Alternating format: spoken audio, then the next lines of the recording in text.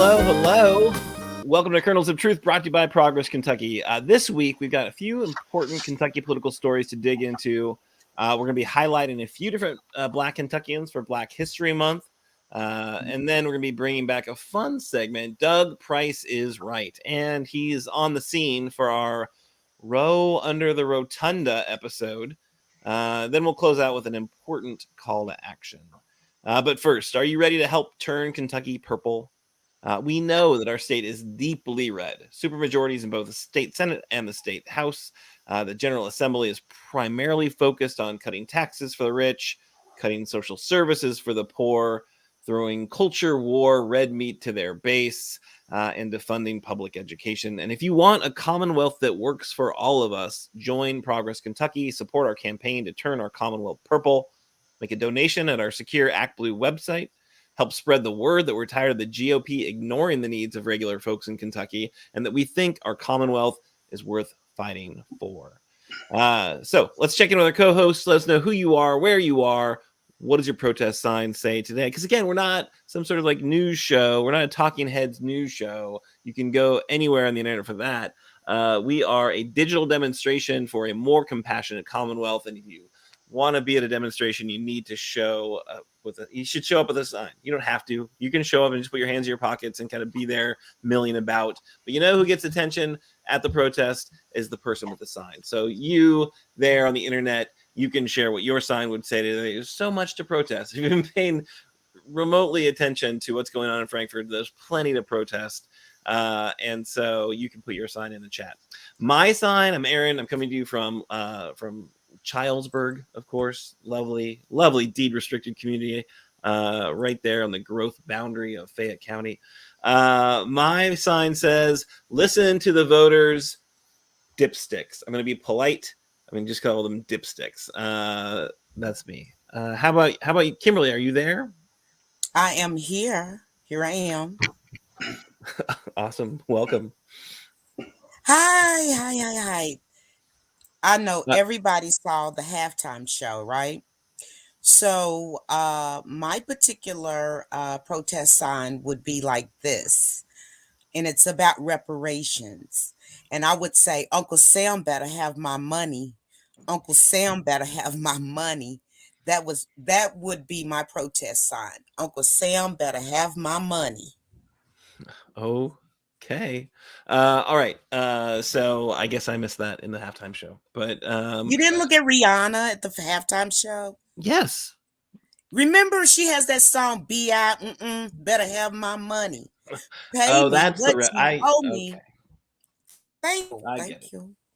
I get it. Yeah, but I couldn't catch on quick enough.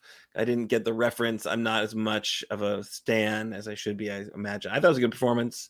I don't know what the racists, the loudmouths on the interwebs were complaining about. I thought it was a great, kind of like. She's pregnant. No, I love that she was like up in the air. I thought the songs were awesome. I got nothing to complain about, really. But I was thinking I don't think she can get reparations because she's from Barbados. But that's what I didn't get catch them. it. But I am owed them, and so many other Black Americans across this country, where the government, the House and the Senate in Washington, D.C., in the late 1800s, made a law, a bill, that we were supposed to get 40 acres and a mule. Now, someone did the economics on that, and that adds up to $350,000 in today's summary of money for each and every African American here in the United States. That is a ADOS, which means an African descendant of slaves. Could you pick the 40 acres instead? Like, because I think 40 acres, depending on where you get it, could be worth a lot more than that.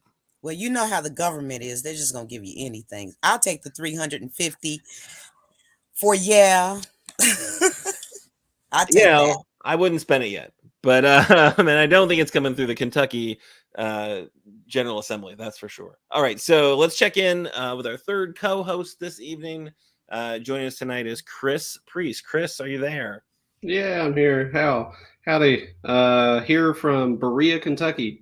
And my protest sign today would be save our kids, save our future, because if we're not taking care of our kids, then we are not taking care of our future. Got it.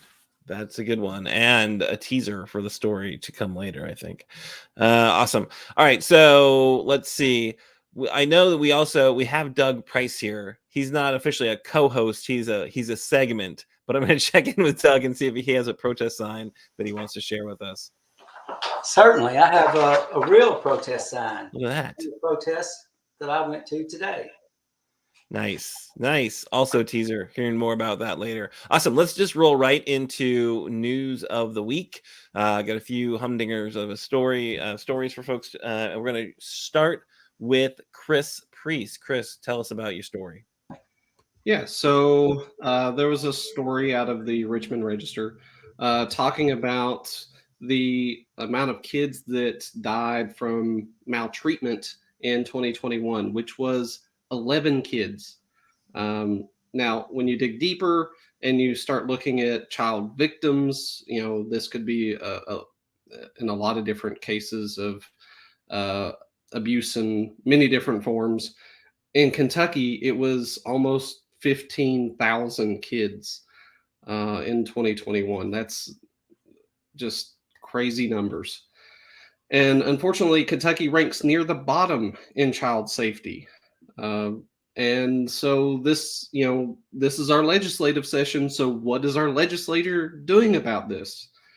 And really, there are two primary bills that are being talked about. There's House Bill 93. Now, this would give access to unemployment funds for survivors of domestic violence. So I think that's a good thing. So if somebody loses employment because they are, maybe in the hospital or whatever, surviving some, domestic violence event, then they would have access to unemployment because of that. So it would help keep them afloat, help them, if they have kids, that would help with the kids, and making sure their safety is there and whoever was harmed. And another bill that was talked about was, and I want to mention that House Bill 93 is bipartisan. So that's good that there's some bipartisan support there. Now, Senate Bill 48, this is Republican sponsored and currently does not have bipartisan support, seeks to provide more independent oversight on Kentucky's child welfare system. Now, there's a lot of jargony names being thrown about, but essentially they are trying to, in some cases, shift administrative offices from one area to another and make them more independent. And in some cases, they're completely dissolving departments. So the Department of Income Support, the Department of Family Resource Centers and Volunteer Services, and the Office of Children with Special Health Care Needs. They want to dissolve those. That doesn't sound like a good idea to me. I did read a little bit into the bill. It is very jargony, and I would definitely need to look into, what exactly it is there, is there a positive to this?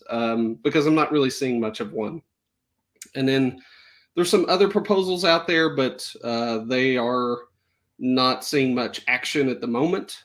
And so that is to automatically expunge a housing eviction after a certain time frame. So this would, if people fell in hard times, it would make it easier for them to find other housing. And in some cases, that is children, families with children that, if we can keep them in houses, that definitely makes them more safe. Also to require postpartum depression screens. So, that postpartum depression is a real thing, and trying to help someone through that is important. That also will help take care of the safety of the child, and also to close gaps in reporting on suspected maltreatment. A lot of this currently goes through school systems, but not all kids are in school systems. Sometimes they're not old enough to go to school or being homeschooled. So there needs to be some loops closed there to try to make sure we get all the kids and protect them. Yeah, that's really sad how many kids are neglected and abused, and how many kids die of that were some of the worst in the nation in terms of our treatment of children. It does seem like that should be more of a priority. These bills seem like they're not clear clear wins for kids. There's definitely some things in there that could be useful, but it's certainly not a priority for this legislature, this General Assembly, it seems like. And good to know that this trouble is there. Glad to see the reporting, but yeah, just depressing for sure. Yeah. Kimberly, anything you want to add to that story?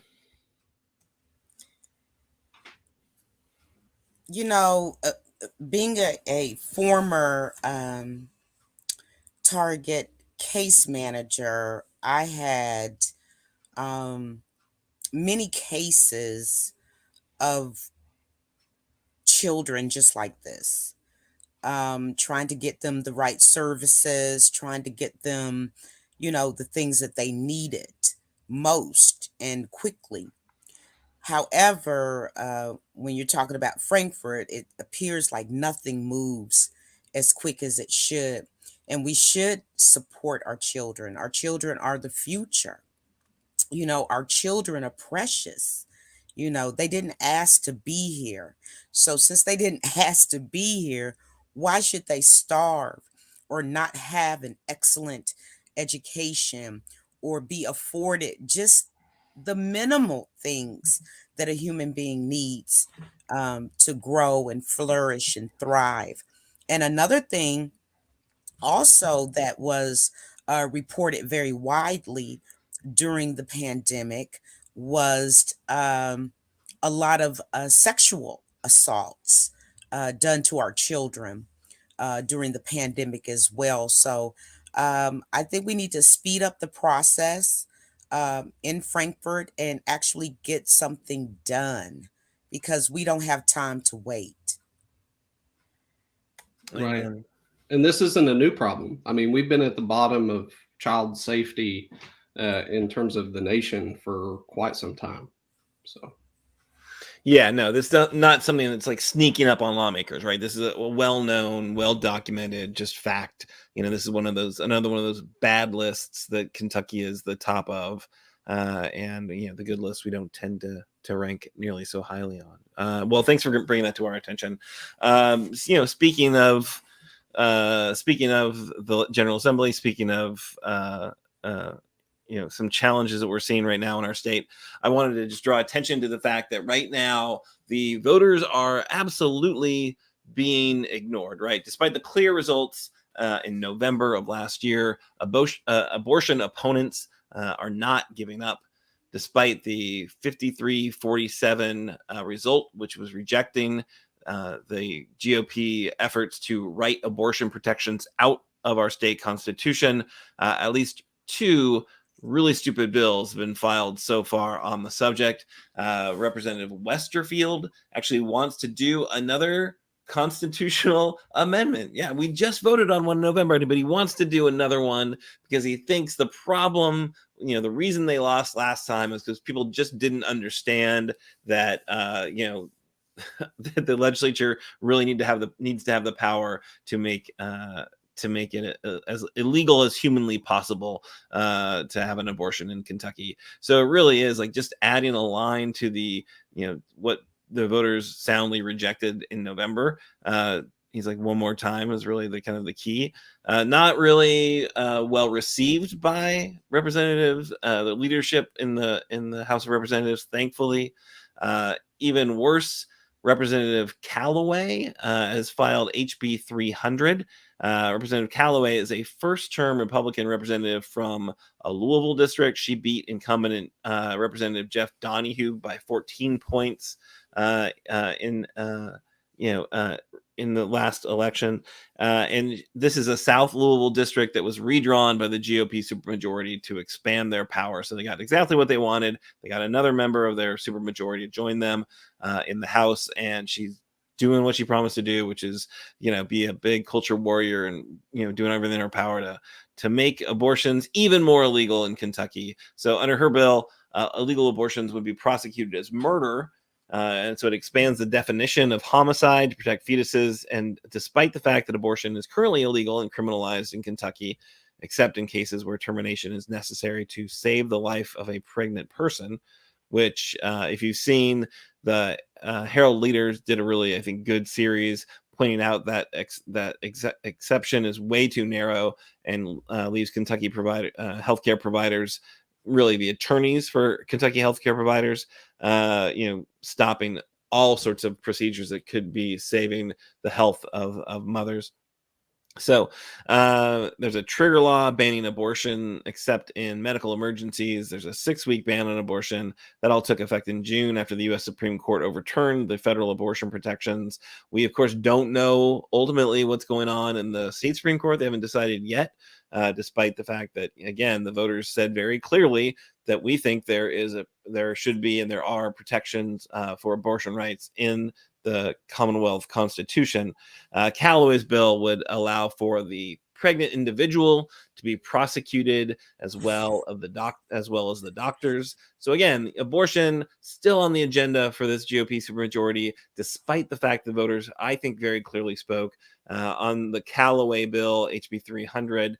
Attorney General Dan Cameron said the bill strikes the wrong balance. So as much as he, also thinks abortion is illegal, and as much as he is also ignoring the voters who spoke very clearly in his arguments, maintaining that abortion should be illegal in Kentucky, he thinks her approach is not the right way. I think he probably doesn't want to remind everyone just how bad his party is on abortion in Kentucky, just because, again, voters spoke. They're getting ignored constantly on this issue, but I don't know that they want to remind everyone that they're doing it. So that's why we're drawing attention to it. We think it's really outrageous, and it's one more example of how the current leadership in Frankfort does not care about the will of the people. So any thoughts on, how we can break through on this issue to this legislative supermajority?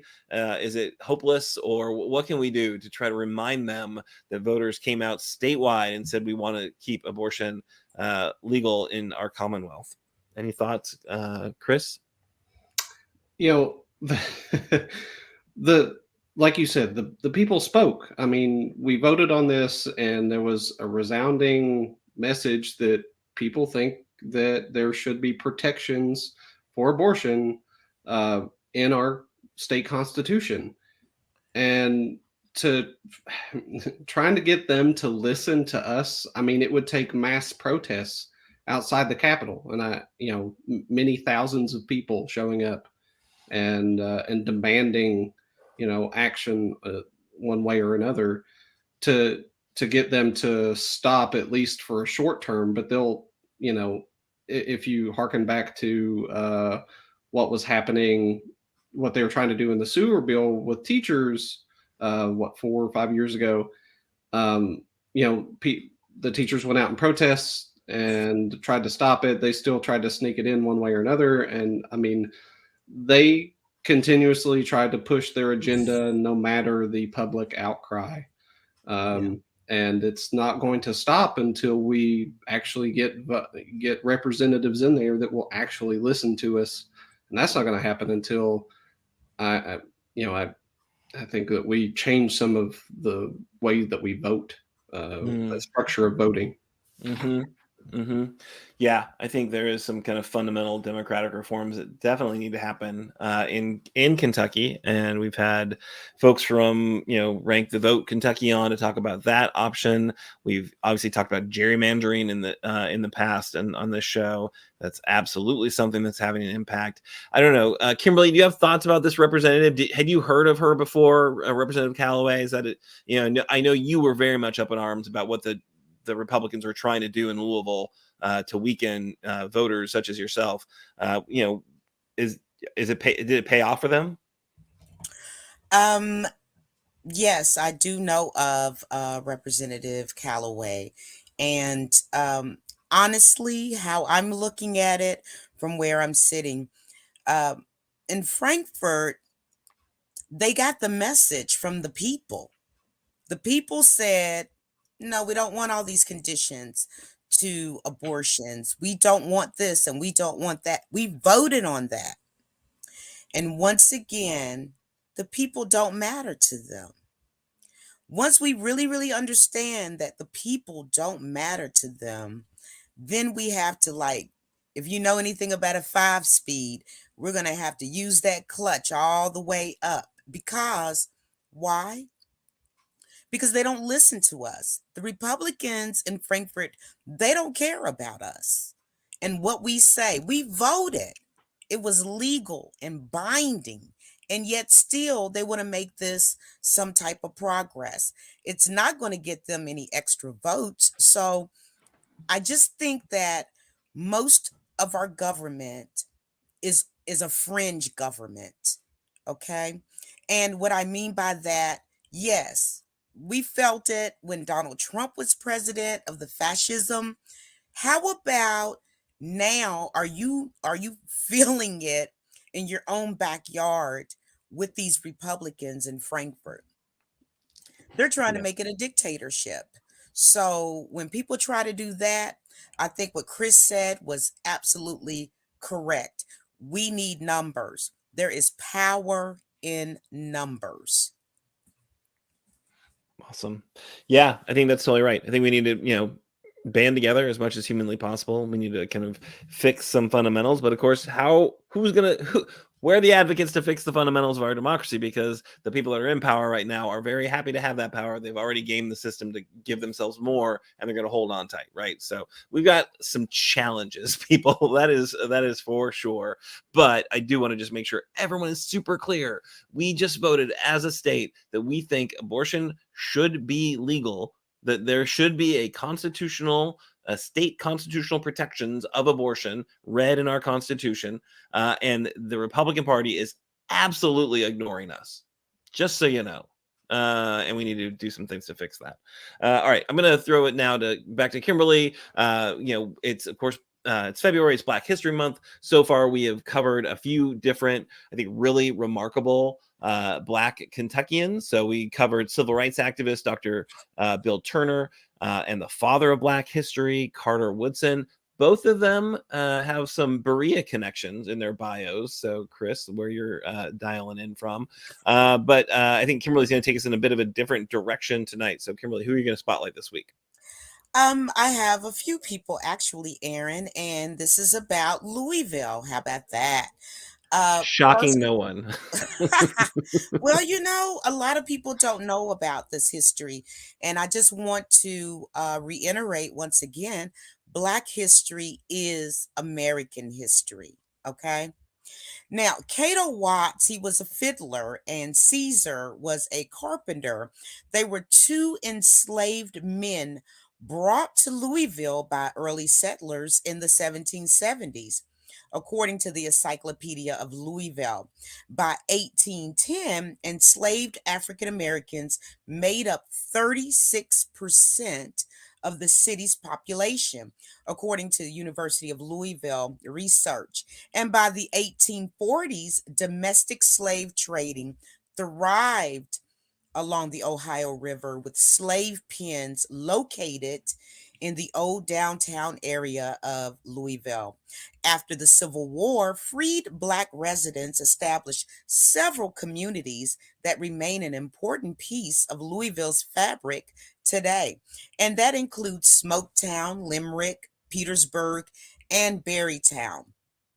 The next person that I would like to highlight is this right here.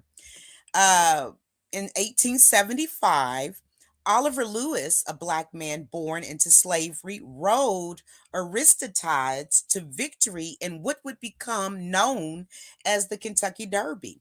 Lewis is one of the several prominent Black jockeys who participated in the early years of the race. And of the 28 winning jockeys in the Derby, 15 were Black. But by the early 1900s, those same Black jockeys were forced out of racing by Jim Crow laws that enforced segregation. More than 100 years later, black jockeys remain a rarity in the sport. The next person I want to bring up in the 1950s and 60s is Dr. Martin Luther King Jr. He visited Louisville several times to encourage voting and advocate for policies that would end segregation. In 1964, he and Jackie Robinson, yes, the great baseball player, number 42, Jackie Robinson, led a march of 10,000 people to the state capitol in Frankfurt, following the 1963 March on Washington. In 1965, his brother, that would be Dr. Martin Luther King Jr.'s brother, A.D. Williams King, he moved actually here to Louisville as a minister at Zion Baptist Church. And in 1967, the siblings led protests against unfair housing practices that culminated in a boycott of the Kentucky Derby. That same year, Dr. King met Louisville native, also my cousin, Muhammad Ali, publicly for the first and only time. Though both men were influential in fighting human rights battles, they disagreed on some key issues and had what you want to call a complex relationship. Now, also, I want to tell you, a lot of people don't know about this, but in 1961, Black students right here from Central and Male high schools in Louisville, Kentucky, organized months of pickets and sit-ins at downtown businesses that refused to let them eat, try on clothes, or watch movies alongside white customers. The teens' actions led nearly 200 businesses to integrate within 6 months. And in 1963, Louisville's mayor signed an ordinance granting equal access to all public accommodations. And I want to tell you guys, that was 1 year early, 1 year early before federal protections were put in place. So you can find out about that. And then also the Black Six. You've heard of the ones in Central Park and that type of thing. But in 1968, Louisville officials accused 6 Black people of orchestrating a racial uprising in the Parkland neighborhood, during which dozens of businesses were burglarized and set aflame. The defendants, known as the Black Six, each were charged with conspiracy to destroy private and public property. And for 2 years, their lives were in limbo as they awaited trial. But in the summer of 1970, a judge threw the case out of court. But by then, it had already left a permanent mark on Louisville's history, a reminder of the ways the city repeatedly fought to quiet Black dissent. So, you guys, that's just a little bit of Black history right here in Louisville, Kentucky. That's awesome. And Thank you. And my mom and my grandmother, my great-grandmother, my grandfather, they would always talk about how when they were coming along, they would go on 4th Street, which is here in Louisville, and that's called 4th Street Live. And, there was a Woolworths, and you had Stewart's department store and all these different places. And they could not go in there and eat.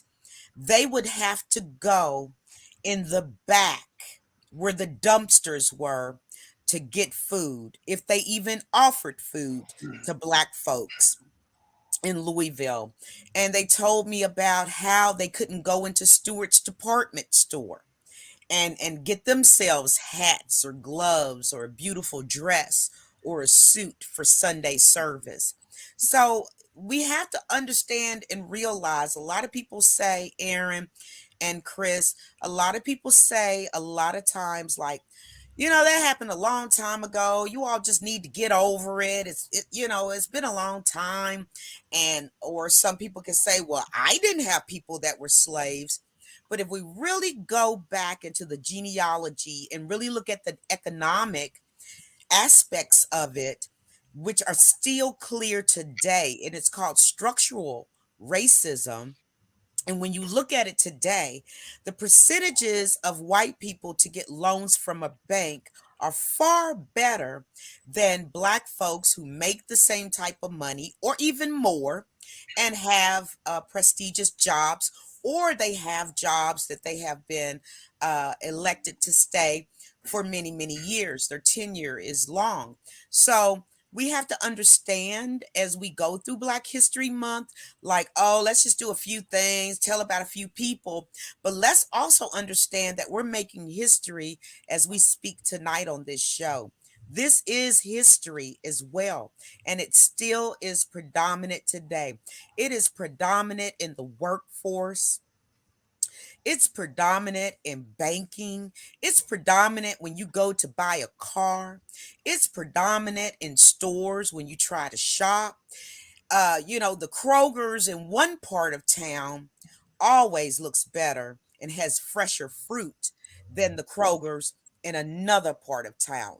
So let us remember that we're talking about Black history, but also we right now, all of us, we're creating history as well. So we need to get these things taken care of. Oh, absolutely. Yeah. Thank you, Kimberly. That's, and we shared this on our Facebook page, and I can put it in the show notes as well. But, Martin Luther King Jr. marched on Frankfurt in 1964. And, it took them a few years to pass a civil rights law, one of the most sweeping in the South. So that's like 60, I think 66 maybe. But, as you were saying, like the protests had to continue because it was, the law didn't mean that people necessarily followed it. So that's a while ago, but it's not that long ago, right? And this KET did a really good, documentary short about the march on Frankfurt, interviewing people who were there, interviewed them in last year. And these people are, these are people who are like thriving humans right now in the prime of their lives, talking about their march as a kid, so really amazing that, this is not, as you said, Kimberly, you're totally right. This is not ancient history. This is like just right around that corner, and things have not changed nearly as I can't believe that Jackie Robinson. Now that was something new for me. I didn't know that Jackie Robinson, the great baseball player Jackie Robinson, who broke all kinds of records. That's why a lot of Black guys can be in the major leagues today, is because of Jackie Robinson. And I always remember that number 42. And remember, they had that movie called 42. And I think in that movie, wasn't it Chadwick Boseman, the one that was in Black Panther, that just recently died from colon cancer? Yeah. And I just want to also say to, my Black brothers and sisters, this is for everyone actually, but especially for my Black brothers and sisters. Let February be the months that you get your sugar checked, that you get your breast exams, that guys, you get your prostate exams. Go to the doctor, make that appointment. Black History Month, every February, we need to stay healthy. Nice. That's a good call to action for sure. All right, so we are gonna, I think, move on, if folks are okay with that, to our fun segment tonight. We have got our friend Doug Price, who has been on the scene in Frankfurt the past couple of days. So, Annabelle, if you want to cue up Doug's theme.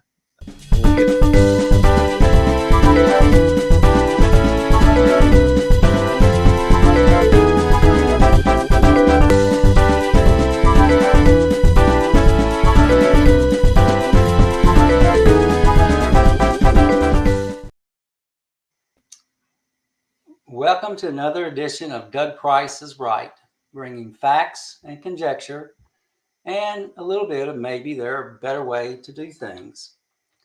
Yesterday, I attended a rally sponsored by the Kentucky Voting Rights Coalition with coordination by members of the Kentuckians for the Commonwealth organization.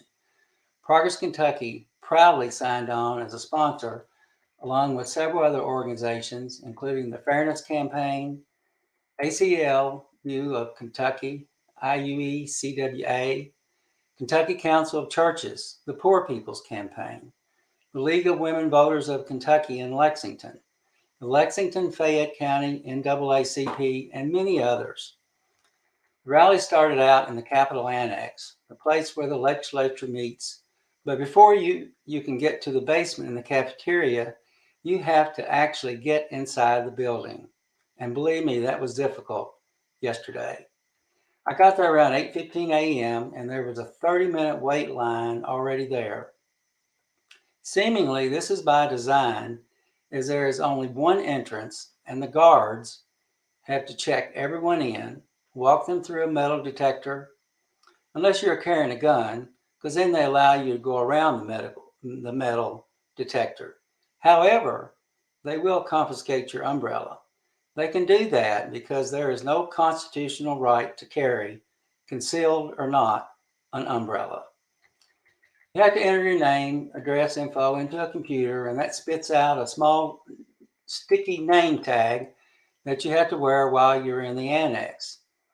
Then you take all your metal things out, excluding your guns, out of your pockets, pass through the metal detector, and go about your business. The first stop was in the cafeteria. If you've never been there, it's a large area. It's very busy, but a good place to meet, where I was assigned to work with fellow PKer Deb Grainer. We discussed plans to reach out to several senators and representatives to talk about voting rights, but unfortunately, we had not made reservations. You had to make a reservation to get in to see your legislator. We were able to visit offices and leave material. Along the way, we found out that most legislators only wanted to meet with their constituents. What wasn't said is that the legislators were certainly willing to meet with lobbyists. It was a zoo, probably a COVID super spreader.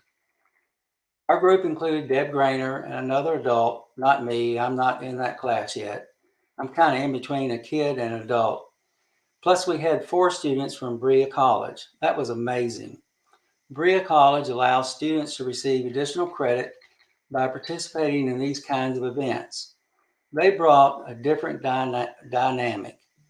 We were standing outside of an office, and Senator Gary Boswell struck up a conversation with the students who relayed to him the issue we were discussing, and he was open to make changes too. I felt so proud for the students and the college.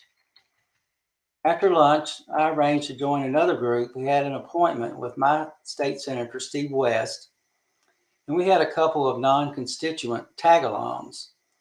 We did not get tossed out of his office. We were asked if we were all constituents. Everybody shook their head yes. But one can think that it would be possible to get tossed. They make the law, they make the rules, and we have to abide by those or suffer consequences. Right now, we're suffering a lot of consequences, people. Something doesn't sound right about that statement. Where do we, the people, fit in that statement? Senator West was open to discussion about restoration of voting rights. He took a hard line on a 5-year waiting period after serving time. Next, we met with my representative, William Lawrence, and he was totally on board with restoration of rights. He even mentioned that he had filed a bill in the last session that dealt with restoration of rights.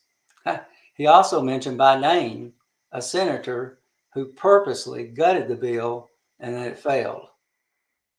Hardliner. Both stated this would require a constitutional amendment and that those can only occur in even-numbered years.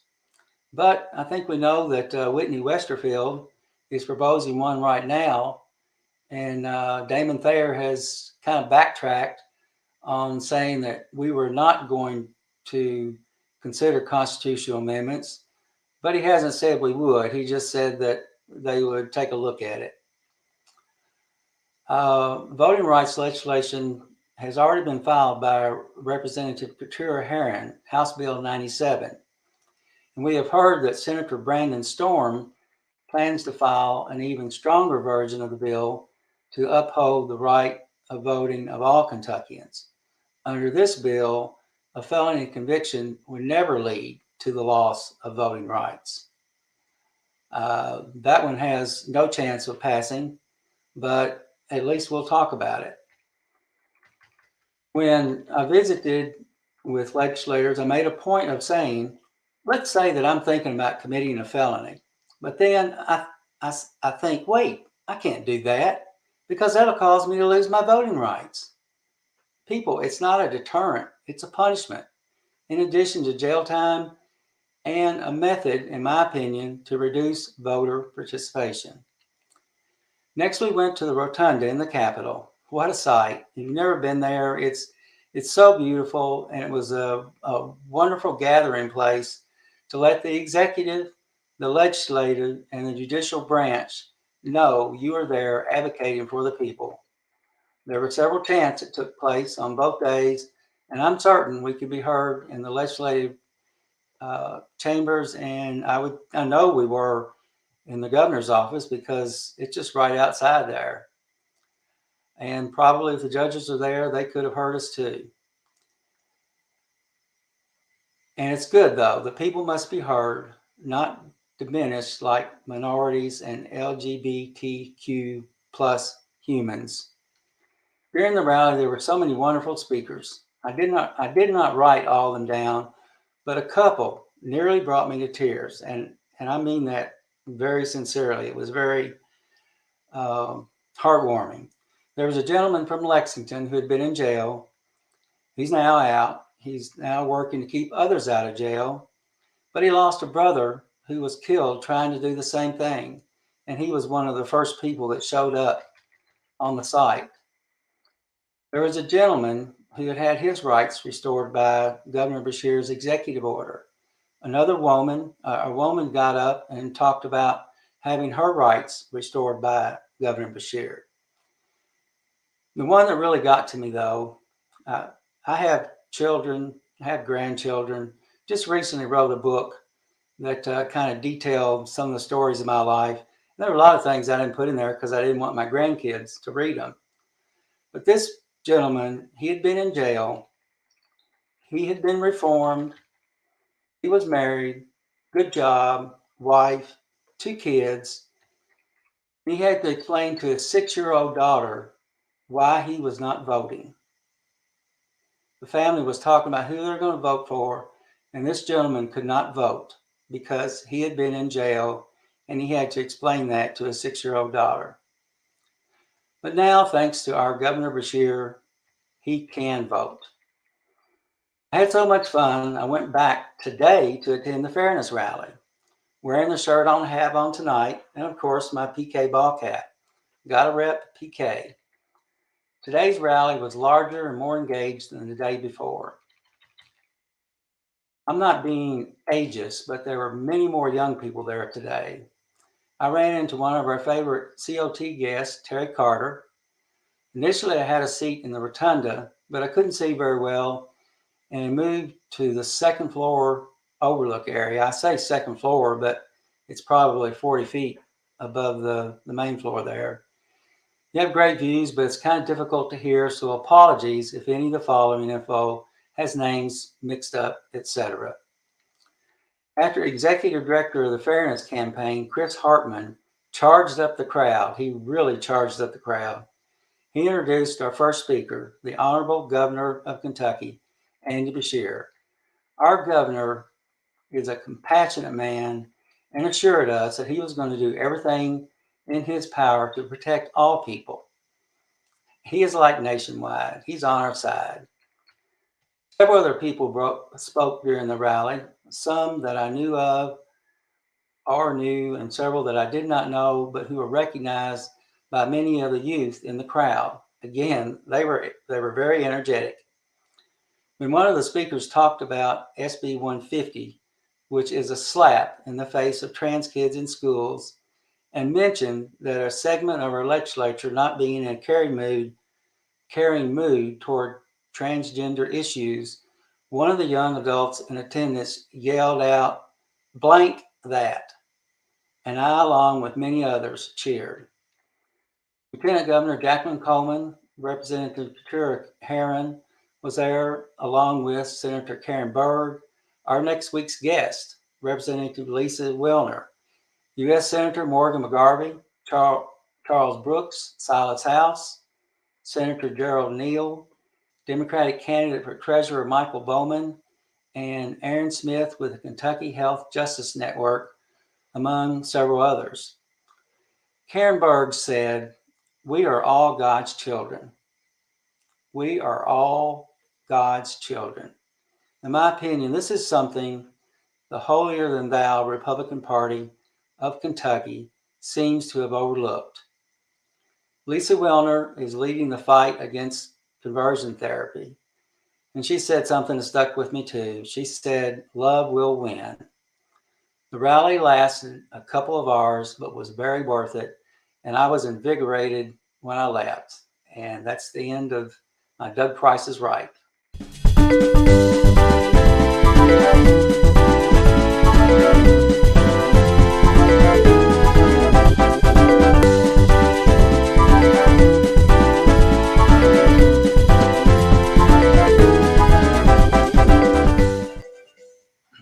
That's awesome. Thank you, Doug, for that report.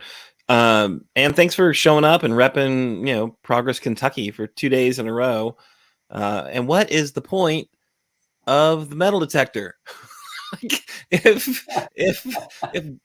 concealed guns are allowed in the Capitol, why are you making everyone line up to go through a metal detector to find what? Your car keys? I mean, honestly, what are you looking for with the metal detector? Like, I know it's a huge line, and it's off-putting for people who want to like just go and look at the Capitol and go talk to their legislator, to have to stand up and be in line for 45 minutes or whatever, so people can march through a ceremonial metal detector. It just seems insane to me.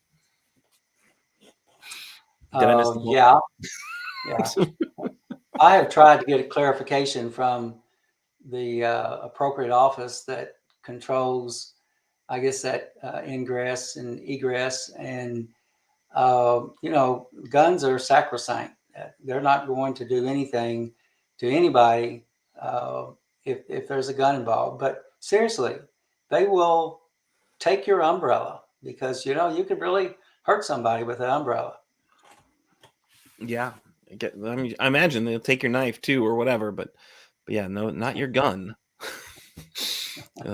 Anyway, so yeah, thanks for being there. I know there are other kind of legislative days happening this week. I think the Moms Demand Action is tomorrow. I think they're doing their event. And I'll just say we had a little bit of a conversation about this on one of our Progress Kentucky chats, but that idea that lawmakers are not going to meet with you unless you have a constituent with you as part of a organized lobby day, it's just infuriating. Like if the group has gotten their act together enough to like have a rally in the Rotunda and bring in constituents from across the state, yeah, maybe they didn't get your constituent, but that's like a lobbying group. That's a legit perspective, and you should take 5 or 10 minutes or to meet with them. And the idea that you're using some out to give yourself an ability to say, oh yeah, I'm not going to meet with you because I'm just too busy meeting with the lobbyists who are buying me steak dinners or making campaign contributions or taking part in some other legalized bribery we've got in our Commonwealth. Like, that's just offensive to me.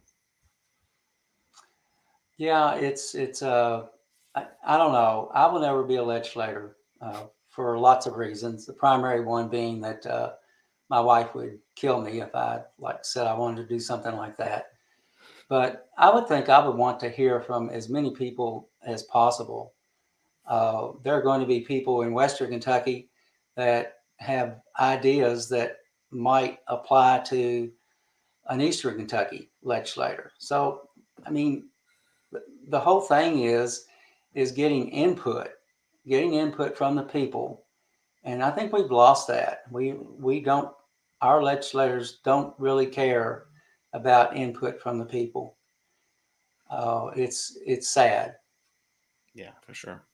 Well, that sounds like a great rally today for sure. What a lineup of speakers! Fantastic to see our governor stepping up for folks across our Commonwealth. and sounded like a who's who, and actually some highlights of Kernels of Truth guests from the past for sure, folks there. All right, so I think we're gonna move on. It's getting a little bit late. I got some work to do. Kimberly, are you there? We've lost Chris. He had to go help with his kiddo.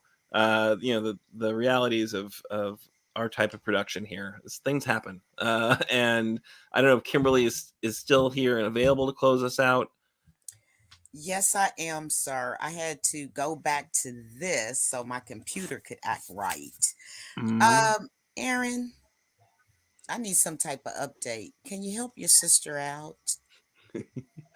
Maybe. What do you need? I don't know.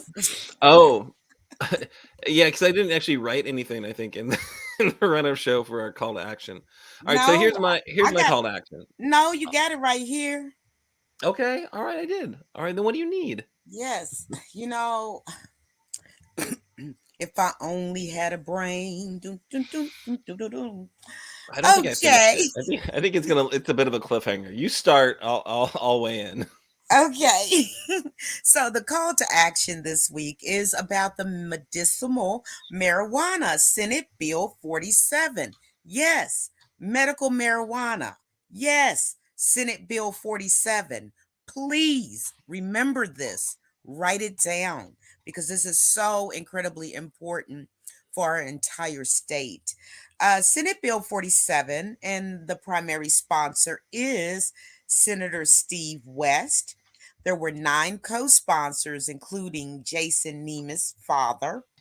6 Republicans and 4 Democrats introduced all of this on the 5th of January, which has been about, 6 weeks now, to committee on committees. We still need a committee to get this thing up and going. I tell you, people call us backwards, and sometimes I wonder, are we backwards? But call this week and urge your senator. The number is up on the screen, the 1-800-372-7181. That's the number you need to call. Ask for your senator in Frankfurt and tell them to get a freaking committee together and get this thing up and going. I've never seen stuff take so long.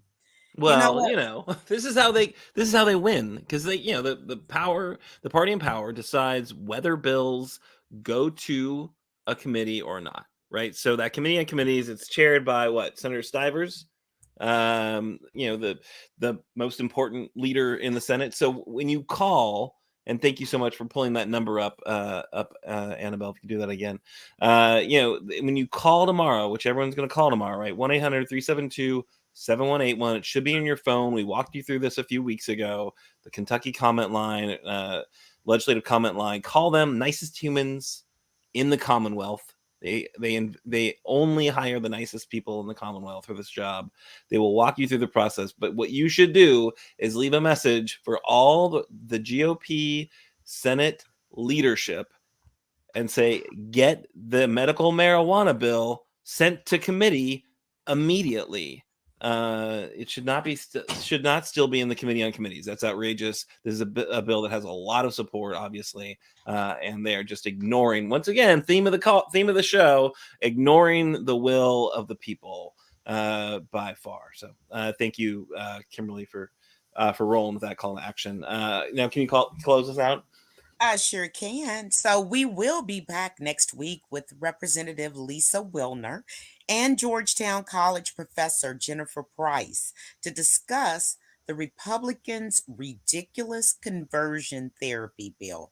I mean, like this. Oh my gosh. Anyway, Progress Kentucky is a nonprofit organization registered with the Kentucky Secretary of State and organized as a 501c4. We are affiliated with the Indivisible Project, the Commonwealth Alliance Voter Engagement, otherwise known as CAVE, and we are also proud members of the Forward Kentucky Network. Our goal with Progress Kentucky is to educate and organize and increase voter turnout and advance a progressive agenda through civic engagement. Production this evening was by our own Miss Beautiful, is what I call her. Annabel. And in case Nate is looking tonight, I want him to know that all of us truly do appreciate his musical talent in the theme song. And you can find more information and songs right there on the website called natosongs.com. And that's NATO songs.com. And if you miss our weekly live stream on Facebook, don't you worry, we got you covered. You can rewatch our shows and see our source links on Facebook. And, this is what I do. Excuse me. Sometimes when I'm at work, I want to really just be that listener and not really actually be in the show. So I'm listening to it a lot of times at work in my little ear pods. And you know what? This show is off the chain great. I'm just telling you.